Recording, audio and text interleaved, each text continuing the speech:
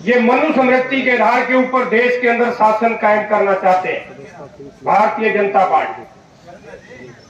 तो मनुस्मृति का मतलब है किसी भी काम करने वाले आदमी को किसी भी तरीके की मांग करने का कोई अधिकार नहीं होगा अगर ऐसा राज मनुस्मृति के आधार पर राज स्थापित होता है हमारे देश के अंदर, खास करके हिंदू राष्ट्र मनुस्मृति के आधार के ऊपर जिसकी वो बात कर रहे हैं।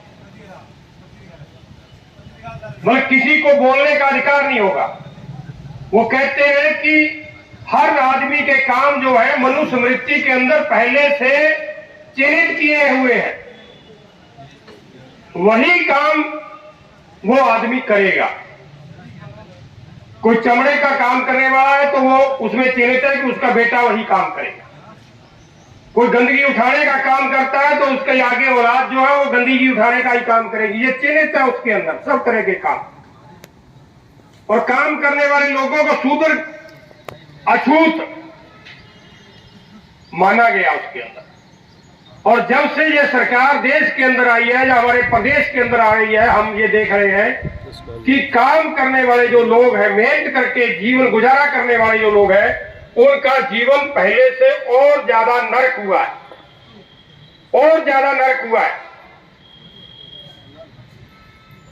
मतलब जब मोदी साहब देश की सत्ता पे आए तो नारा देते थे अब की बार मोदी की सरकार बहुत हुई महंगाई की मार, बहुत हुई महंगाई की मार। अब 9 साल हो गए मोदी को हुए और हमारे यहां हरियाणा में खट्टर को मतलब महंगाई की मार कम हो गई। बताओगे महंगाई कम हो गई?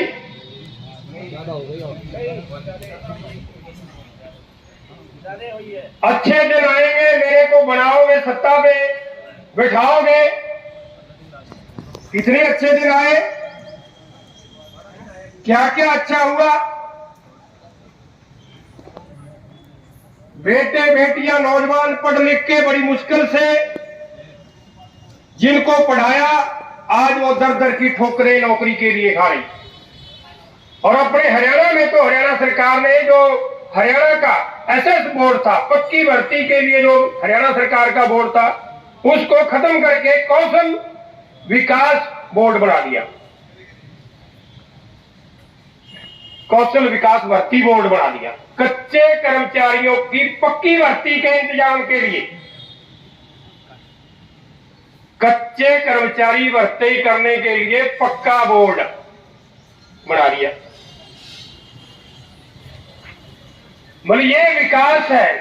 1 घंटे का भी किसी को काम चाहिए तो कौशल विकास बोर्ड जो है वो आपको 1 घंटे के काम के लिए अप्लाई करना पड़ेगा। और 1 साल का पूरा काम नहीं आपको दिया जाएगा कौशल विकास बोर्ड के तहत। मतलब पूरा 1 साल का काम नहीं आपको मिलेगा।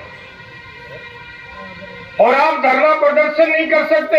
आपके बच्चे जो उसके माध्यम से भर्ती होंगे। कौशल विकास बोर्ड नहीं है, रोजगार हरियाणा रोजगार कौशल निगम है। हरियाणा रोजगार कौशल निगम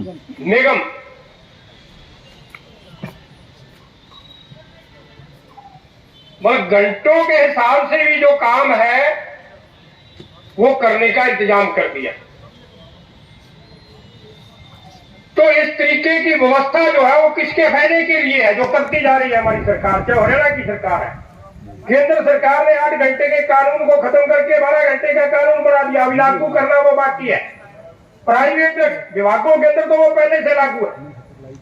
प्राइवेट फैक्ट्रियां हैं, आपके भाई टैक्सी चलाने वाले हैं, ट्रक चलाने वाले हैं, या कोई और प्राइवेट बस चलाने वाले हैं, वहां तो पहले से ही 12-12 घंटे 16-16 घंटे लागू है। वहां तो पहले ही लागू नहीं था कानून 8 घंटे बाद। अब उसको कानूनी रूप दे दिया जाएगा आने वाले समय में। तो उसका फायदा किसको होगा? काम करने वाले को या पूंजीपति को, मालिक को। बस सब कुछ कंपनियों के लिए, पूंजीपतियों के लाभ के लिए तमाम क्षेत्रों के अंदर शिक्षा, स्वास्थ्य प्राइवेट है, इलाज नहीं करवा सकता। कौशल विकास योजना के नाम से पूरे देश के लोगों को बुद्धू बढ़ाया जा रहा है। कौशल विकास, ये जो आयुष्मान बोर्ड जो बढ़ाया गया है, आयुष्मान कार्ड, 5 लाख रुपए प्रत्येक नागरिक को इलाज के लिए मिलेंगे, तो इलाज नहीं किया जाता। बोले डॉक्टर की मौज होगी प्राइवेट डॉक्टरों की। किसी के पेट में दर्द हो गया तो उसी को कह दिया तेरे तो पथरी है, तेरे तो बस खतरा है, जल्दी से जल्दी आ जा, तेरा ऑपरेशन कर देते हैं, पैसे निकाले और उसकी मौज। आपके पेट में कोई बीमारी है चाहे ना है तो उसने घोषित कर देना है। बल्कि कितने सारे लोगों से मिलते हैं कि अस्पताल में गया, बोले थोड़ा सा दर्द हुआ तो बोला 15 अक्कल बता रहे, मेरे को बोला 17 पथरी बताई डॉक्टर ने। 17 तो मरने वाला है, बस 17 पथरी मैंने तो आज तक सुनी नहीं भाई, 60 साल का होने जा रहा हूं। 17 पथरी, बोले कहने का मतलब है कि जल्दी लेट जा और जो आयुष्मान कार्ड का तेरे पैसे है वो निकाल लेंगे, और बाहर से कोई दवाई लेनी है तो वो पैसे आपको अपनी जेब से देने पड़ेंगे, वो उसमें नहीं कटेंगे आयुष्मान कार्ड में। मगर ये किसके लिए कर रहे हैं? हमारे लिए नहीं है। तो एक सरकार केरला के अंदर भी है, लाल झंडे की सरकार है, किसानों और मजदूरों ने बनाई है। पूरे प्रदेश के हर नागरिक के लिए फ्री इलाज का प्रबंध है। अस्पतालों के अंदर टोटल टेस्ट, चेकअप, तमाम तरह की दवाई सब फ्री है। जो आयुष्मान कार्ड के तहत जो पैसा केंद्र सरकार ने देना था, उन्होंने उसको फ्री इलाज की दिशा की तरफ बदल दिया। और जो 5 लाख आप प्रत्येक परिवार को देते हो इलाज के लिए, आप इस सरकारी अस्पताल जो हमारे हैं, यहाँ डॉक्टर बैठा दो, यहाँ चेक करने की मशीनें रख दो, यहाँ दवाइयों का इंतजाम कर दो, और जिसको तकलीफ होगी वो अपने आप सरकारी अस्पताल में आ जाए इलाज करवाने के लिए और चला जाएगा। ये ढोंग किस लिए? मतलब तमाम तरह की आईडी, फैमिली आईडी आ गई और फैमिली आईडी में कुछ और आ गया। अब ये आधार कार्ड है, आधार कार्ड को भी अपडेट करवाना पड़ेगा आपको, ये आपके पुराने हो गए, उसके पैसे लगेंगे अगर आपने टाइम से ना करवाया। तो क्या क्या तरीके हैं लोगों की जेब काटने के और लोगों को काम लगाए रखने के, और धर्म और जाति के नाम से लड़ाने का ये भारतीय जनता पार्टी का एक पुराना फूट डालो और राज करो का जो फार्मूला है वो हमारे सामने है। उससे हमने सावधान रहना है, और इनके पास कोई फार्मूला नहीं है। जब लोग इस फार्मूले को समझ गए, जहां भी समझ गए, तो भारतीय जनता पार्टी खत्म है। तो वोट अगर हमने देनी है तो कौन हमारे लिए रोजगार का प्रबंध करेगा? हमारे रोजगार, पक्का रोजगार करेगा? हमारे बच्चों के लिए रोजगार का कौन प्रबंध करेगा? हमारे इलाज का प्रबंध कौन करेगा? और हमारी पढ़ाई, हमारे बच्चों की शिक्षा का प्रबंध कौन करेगा? फ्री प्रबंध होना चाहिए, वैज्ञानिक शिक्षा होनी चाहिए। हमारे बच्चों को अंधविश्वासी बनाने वाली शिक्षा नहीं होनी चाहिए स्कूलों के अंदर। तो ये जो गुलामों वाली व्यवस्था दोबारा से अपने देश के अंदर बनाने जा रही है केंद्र और राज्य की सरकार, तो हमें इसकी नीतियों को समझना होगा। और कर्नाटक के लोगों ने तो उसकी जड़ दिखा दी है, भारतीय जनता पार्टी की औकात बता दी है। इधर हिमाचल में चुनाव हुआ तो वहां भी बीजेपी को हरा दिया है लोगों ने। अभी 5 राज्यों में और चुनाव हो रहे हैं, पक्का वहां भी सफाया लोग करेंगे भारतीय जनता पार्टी का। और हरियाणा में तो पिछली बार भी सफाया किया था, हरियाणा के लोगों ने, भारतीय जनता पार्टी की सरकार नहीं बनाई। तो एक दूसरा खट्टर और मिल गया उसके साथ, जो भारतीय जनता पार्टी के खिलाफ चुनाव लड़के जीत के 10 एमएलए बनाए थे उसके लोगों ने।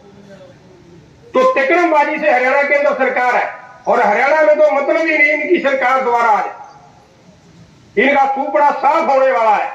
इसलिए साथियों, अभी चुनाव से पहले ये जो हमारा संघर्षों की जो श्रृंखला है, इसको और तेज करने की जरूरत है। तो इस सरकार से भी ये काम करवाए जा सकते हैं। तो ये वोट के लालच में हमारे लिए कुछ कर सकते हैं, वैसे नहीं है, नीति नहीं है इनकी करने की, दबाव में कुछ करते हैं। और दबाव आपकी एकता और आपकी संख्या के ऊपर निर्भर करेगा। जितनी आपकी संख्या ज्यादा होगी तो उतनी इनके ऊपर असर पड़ेगा। और यहां जो अपने मंत्री साहब हैं, मंत्री साहब को तो इतने वोट दिए, शायद हरियाणा में किसी के इतने वोट नहीं होंगे। 1,52,000 वोट है टोटल जो भुगते हैं। 1,01,000 वोट अकेले इस बबली को डाले लोगों ने। 2/3 वोट बाकी सारे कैंडिडेट 50,000 वोटों में और ये अकेला 1,01,000 वोट इसको दिए। और मुख्य तौर पे इस टोहाना हल्के के गरीब लोगों ने वोट दिए इसको, गरीब लोगों ने। तो इसने ऐसी छवि पेश की अपनी कि ये तो बिल्कुल गरीबों का भाई है। अब आज के समय में इसके पास कम से कम, आप जो सफाई कर्मचारी हो, आपको कुछ देना, आपका बढ़ाना इसके हाथ में। गांव के चौकीदार है वो इसके हाथ में है, वो मंत्रिमंडल पद इसके पास है। गांव के जो नरेगा मजदूर हैं, नरेगा का काम किसने देना है? पंचायत विभाग ने, बीडीओ ने देना है। तो बीडीओ किसके अंदर है? इसी की तो अंदर है। तो कहीं चल रहा है काम नरेगा का? कहीं नहीं चलने वाला। तो इस अच्छे आदमी ने इस टोहाना हल्के के लोगों की इतनी ज्यादा सेवा की है, बोले ये भूलेंगे नहीं कहीं भी आने वाली कई पीढ़ियों तक। नशे का बड़ा प्रबंध है यहाँ पे, नशा आप ले सकते हो जैसा मर्जी, परंतु लोग मंत्री साहब के पास शिकायत करने गए कि मंत्री साहब हमारे यहाँ नशे बिक रहे हैं, ये फलाना गांव पूरे का पूरा गांव नशे का सेंटर है और इसके ऊपर कोई कार्रवाई नहीं होती। हर रोज हमारे जाखर पुराने तो ये टोहाना इलाके का कोई ना कोई नौजवान बेटा वो मौत के ग्रास में चला जाता है। तो मंत्री साहब ने ये नहीं कहा थानेदार साहब अभी उठो, जाओ उसको पकड़ के ले आओ, छापा मारो उसके ना। उनको समझाता बोला अपने बच्चों को समझाओ, अपने बच्चों को समझाना चाहिए। ये इनका किरदार है। तो इसलिए इनसे कुछ लेने के लिए हमें अपनी ताकत को मजबूत करना पड़ेगा। और मैं उम्मीद करता हूं कि आप संघर्ष में हो और संघर्ष करने वाले लोग जीतते हैं। अखिल भारतीय किसान सभा किसी भी मेरे भाई सफाई कर्मचारी को किसी गांव में कोई भी दिक्कत होगी, मैं ये विश्वास रखता हूं पूरे हरियाणा के अंदर जहां भी हमारी किसान सभा है वो आपकी गांव के अंदर भी मदद करेगी। इस विश्वास के साथ मैं अपनी बात खत्म करता हूं। आपका बहुत बहुत धन्यवाद।